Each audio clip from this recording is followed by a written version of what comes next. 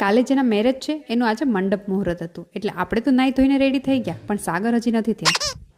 અને આમ તો બધા કહેતા હોય છે કે સ્ત્રીઓને જ વધારે વાર લાગે છે, પણ જો હું તો રેડી થઈ જ ગઈ છું અને મારી સાથે સાથે એશુ પણ રેડી છે.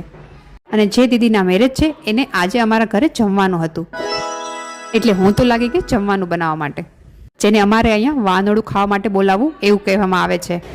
તમારે ત્યાં શું કહેવામાં આવે છે એ કોમેન્ટ કરીને જરૂરથી કહેજો.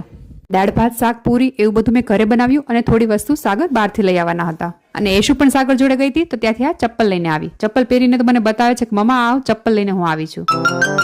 અને પછી તો દીદી આવી ગયા હતા એટલે એને જમવા માટે બેસાડી દીધા. સાથે સાથે એશુ અને સાગર ને બધા લોકો જમવા બેસી ગયા. પછી દીદીની આરતી ઉતારી અને એને તિલક લગાવ્યું, ચોખાનો ચાંદલો કર્યો. આ બધું મને આવડતું તો નથી, પણ જેમ જેમ મારા સાસુમાં મને કહેતા ગયા એમ એમ હું કરતી ગઈ. અને સાંજ પડતા સાગર વાડીએ ગયા અને લીલા ચણા લઈને આવ્યા, એટલે એ શેક્યા અને પછી બધાએ મળીને ખાધા. બીજા બધાની તો નથી ખબર, પણ અમારે અહીંયા તો રાસ દાંડિયાની તૈયારી ચાલુ થઈ ગઈ છે. જો એશુબેન કપડા હાથમાં આવી ગયા એટલે એ પહેરીને ઠુમક ઠુમક નાચવા લાગ્યા.